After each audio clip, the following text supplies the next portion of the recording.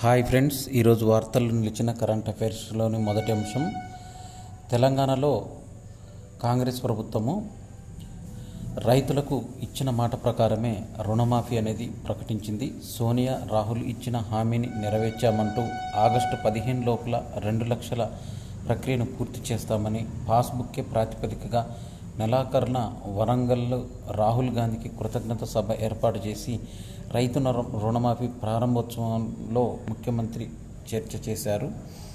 11 మంది రైతులకు రుణమాఫీ చెక్కుల్ని అందజేశారు.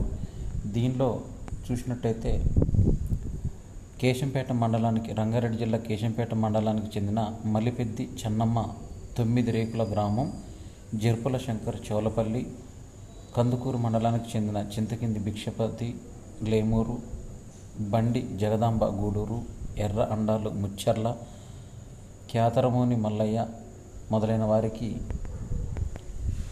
రుణమాఫీ చెక్కుల్ని అందజేశారు. దీంట్లో అత్యధికంగా రుణమాఫీ ముందు వరుసలో ఉన్నది నల్లగొండ జిల్లా. దీంట్లో మొత్తము 83,124 ఖాతాలకి 454.49 కోట్ల రూపాయలు మాఫీ కానున్నాయి.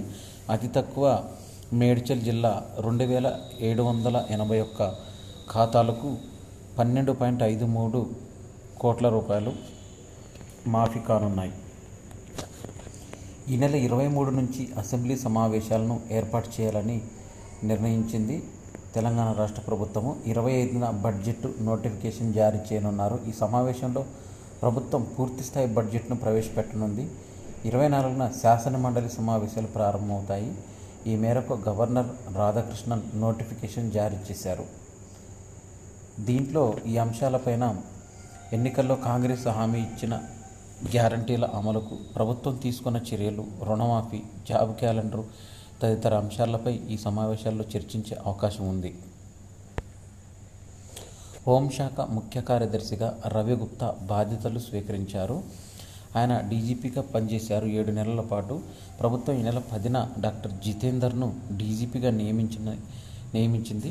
రవి గుప్తాకు హోంశాఖ ముఖ్య కార్యదర్శిగా బాధ్యతలను అప్పగించింది. 3 పెట్టెలు, 4 అర్మాలలో భద్రంగా జగన్నాథుని ఆభరణాలు పూరి శ్రీ క్షేత్రం రహస్య గది నుంచి స్ట్రాంగ్ రూమ్కు తరలించారు.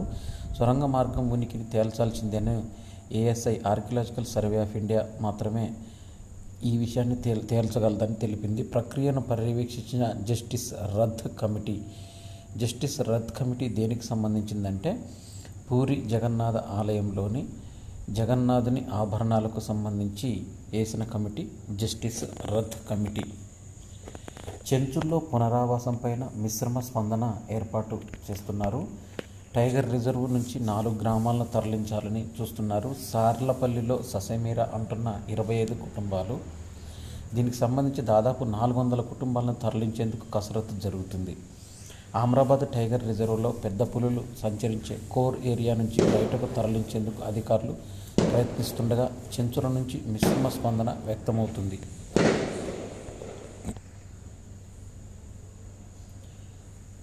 ఆస్ట్రేలియాలోని సిడ్నీ విశ్వవిద్యాలయ శాస్త్రవేత్తలు తాజాగా ఒక పరిశోధనలో రక్తాన్ని పలుచబరిచే ఓ సాధారణ ఔషధాన్ని పాము కాటుకు చౌకైన విరుగుడుగా అక్కరకొస్తుందని కనుగొన్నారు. దీంట్లో తాజాగా తాజ్పాము కాటు వల్ల నెక్రోసిస్ తలెత్తుతుంది. ఫలితంగా ఆ ప్రదేశంలో కణజాలం చనిపోతుంది. ఇది తీవ్రమైన గాయాలకు దారితీస్తుందని, దీనివల్ల కొన్నిసార్లు ఆ అవయవాలు తొలగించాల్సి రావచ్చని, దీనిపైన ఈ నేపథ్యంలో ఆస్ట్రేలియాలోని సిడ్నీ విశ్వవిద్యాలయ శాస్త్రవేత్తలు క్రిస్పర్ పరిజ్ఞానాన్ని ఉపయోగించి మానవ జన్యువులను మార్పిడి తయారు చేశారు. దీని ద్వారా హెపారిన్ సహా రక్తాన్ని పలుచబరిచే అనేక ఔషధాల్లో మార్పులు చేర్పులు చేశారు. వీటిని మానవ కణాలు, ఎలుకలపైన పరీక్షించారు. తాజ్పాము కాటు వల్ల కలిగే నెక్రోసిస్ హెపారిన్ అడ్డుకోగలదని గుర్తించారు.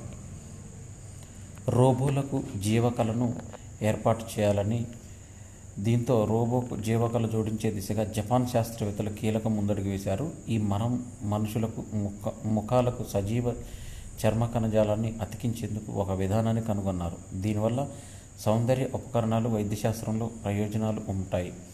టోక్యో విశ్వవిద్యాలయ శాస్త్రవేత్తలు ఈ ఘనతను సాధించారు. సుప్రీంకోర్టు జడ్జీలుగా ఇద్దరు న్యాయమూర్తులు ప్రమాణ స్వీకారం చేశారు. సర్వోన్నత న్యాయస్థానంలో ఖాళీలన్నీ భర్తీ అయ్యాయి. దీంట్లో జమ్మూ కాశ్మీర్ హైకోర్టు ప్రధాన న్యాయమూర్తి justice N Koteshwar Singh, Madras high court తాత్కాలిక ప్రధాన న్యాయమూర్తి జస్టిస్ ఆర్ మహదేవన్ గురువారం సుప్రీంకోర్టులో జడ్జీలుగా ప్రమాణ స్వీకారం చేశారు. భారత ప్రధాన న్యాయమూర్తి సిజేఐ జస్టిస్ డివై చంద్రచూడ్ సారథ్యంలో ఈ కార్యక్రమం జరిగింది. ఇద్దరు కొత్త జడ్జీలు రావడంతో సర్వోన్నత న్యాయస్థానంలో న్యాయమూర్తుల సంఖ్య 34కు పెరిగింది. దీంతో ఖాళీలన్నీ భర్తీ అయ్యాయి. ముందు వైపు అద్దంపైనే ఫాస్టాగ్ స్టిక్కర్ను అంటించాలని జాతీయ రహదారుల సంస్థ national highway authority of India స్పష్టం చేసింది. ఆ వాహనాలను బ్లాక్ లిస్టు పెడతామని హెచ్చరించింది. బంగ్లాదేశ్లో అల్లకల్లోలం సృష్టిస్తుంది. రిజర్వేషన్ల వ్యతిరేకంగా ఆందోళనలో 18 మంది మృతి చెందారు. 2500 మందికి గాయాలయ్యాయి. దేశమంతా సైన్యం మోహరించారు. జనజీవన స్తంభించింది. వాణిజ్య సంస్థలు, దుకాణాలు, మార్కెట్లు, రవాణా వాహనాలు నిలిచిపోయాయి. ప్రజలు ఇళ్లలోంచి బయటకు రాలేకపోయారు. లోక్సభ ముందుకు 6 బిల్లులు వస్తున్నాయి. పార్లమెంటు బడ్జెట్ సమావేశాలు జరిగే సమయంలో లోక్సభలో 6 బిల్లులను ప్రవేశపెట్టే యోచనలో కేంద్ర ప్రభుత్వం ఉంది. గురువారం లోక్సభ సచివాలయం విడుదల బులెటిన్లో ఈ విషయాన్ని వెల్లడించింది. ఈ నెల 23 నుంచి ఆగస్టు 12 వరకు బడ్జెట్ సమావేశాలు నిర్వహించనున్న విషయం తెలిసిందే. అయితే మంగళవారం ఉదయం 11 గంటలకు ఆర్థిక మంత్రి నిర్మలా సీతారామన్ 2024-25 బడ్జెట్ ప్రవేశపెట్టిన తర్వాత సభకు ముందు ఫైనాన్స్ బిల్లు 2024ను తీసుకొస్తారు. అనంతరం సభా కార్యకలాపాలు వాయిదా పడతాయి. ఆ రోజు ప్రశ్నోత్తరాలు కానీ, 0 అవర్ కానీ ఉండదు. మరుసటి రోజు నుంచి సభ ముందుకు విపత్తు నిర్వహణ సవరణ bill, boilers bill, aircraft చట్టం 1934లో ఉన్న అసందిగ్ధతను తొలగించి మరింత స్పష్టత ఇచ్చేందుకు ఉద్దేశించిన భారతీయ వాయుయాన్ విధేయక్ 2024 బిల్లు, భారతీయ కాఫీ రబ్బర్ పరిశ్రమలను ప్రోత్సహించేందుకు ఉద్దేశించిన coffee promotion and development bill 2024, rubber promotion and development bill 2024ను సభ ముందుంచి ఆమోదించనున్నారు. ఇవే కాకుండా ప్రభుత్వ విషయ ప్రాధాన్యాన్ని బట్టి మరికొన్ని బిల్లులను సభ ముందుకు తెచ్చే అవకాశం ఉంది. 7 ప్రపంచ వింతలను 6 రోజుల్లోనే సందర్శించే గిన్నిస్ రికార్డు సొంతం చేసుకున్న మహ్దే ఐసా.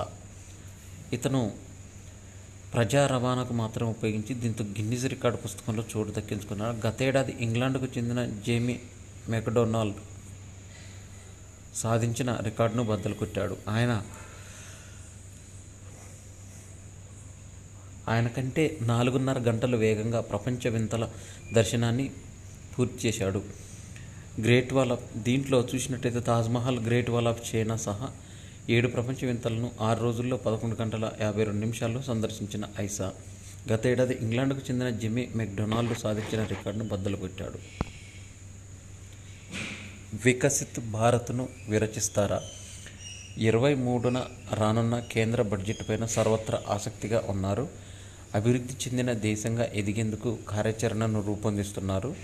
అన్నదాతలను ఆదుకుంటారా అనేది రక్షణ రంగానికి ప్రాధాన్యం, అదేవిధంగా తయారీ రంగాన్ని ప్రోత్సాహం, వేతన జీవికి ఊరట, సామాజిక సంక్షేమ రంగం, ద్రవ్యలోటుకు కళ్ళెం వేసేలా పలు చర్యలను తీసుకుంటున్నారు.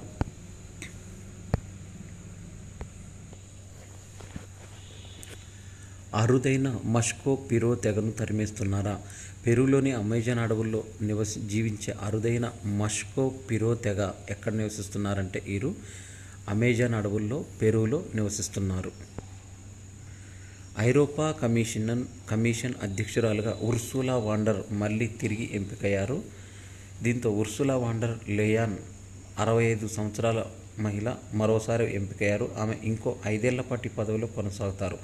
ఫ్రాన్స్లోని స్ట్రాస్బర్గ్లో గురువారం భేటీ అయిన యూరోపియన్ పార్లమెంట్ ఉర్సులా వాండర్ను EU కమిషన్ అధ్యక్ష పదవికి ఎన్నుకుంది.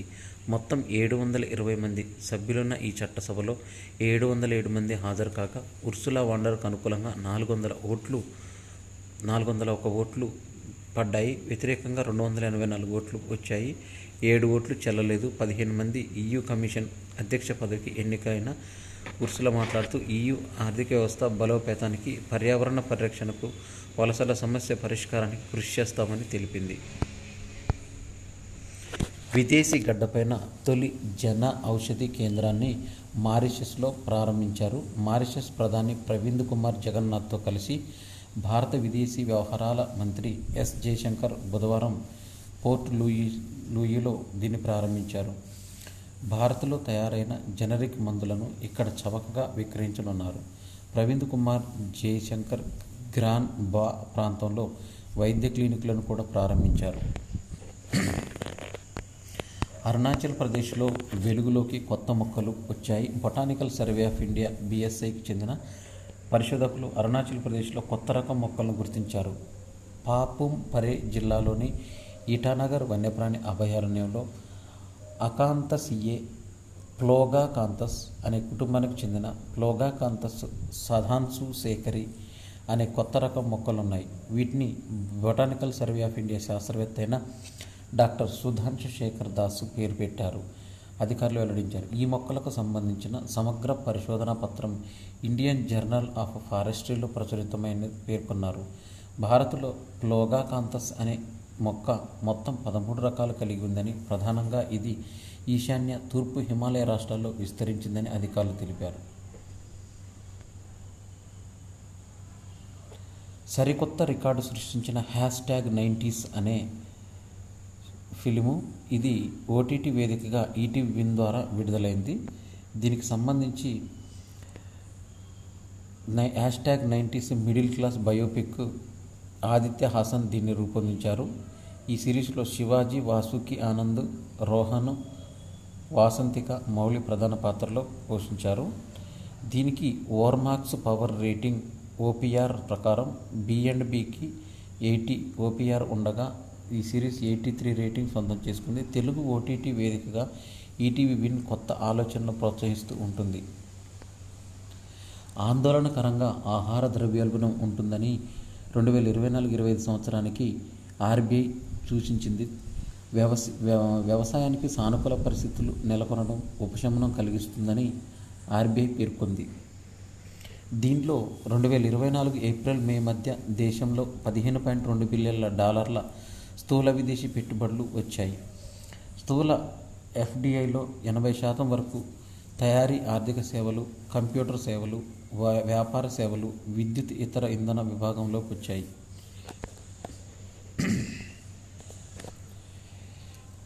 T20 కెప్టెన్గా సూర్య, హార్దిక్కు దక్కని పగ్గాలు. వన్డేలో ఆడన్న రోహిత్ కోహ్లీ శ్రీలంక పర్యటనకు భారత జట్టు ఎంపిక. 2 ఫార్మాట్లకు వైస్ కెప్టెన్గా గిల్ ఉండనున్నారు. శ్రీలంక పర్యటన కోసం అగార్కర్ నేతృత్వంలోని సెలక్షన్ కమిటీ భారత T20 వన్డే జట్లను గురువారం ప్రకటించింది.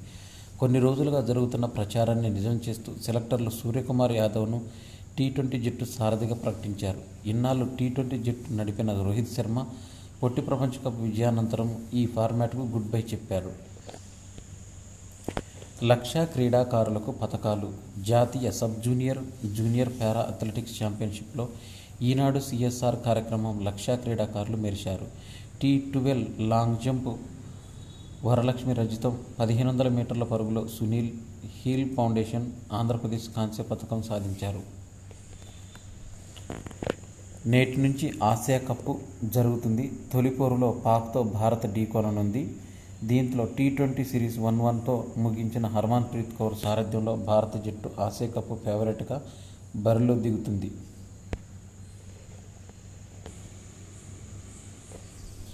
ఇవి జూలై 19, 2024కు సంబంధించిన కరెంట్ అఫైర్స్.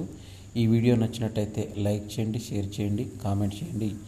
నా ఛానల్లో నేను పెట్టే ఈ వాట్సాప్లో ఈ క్లిప్స్ అన్నీ కూడా మీకు కమ్యూనిటీలో పోస్ట్ చేస్తున్నాను. ఇంకెవరైనా చూడకపోతే అది చూడండి. Thanks for watching.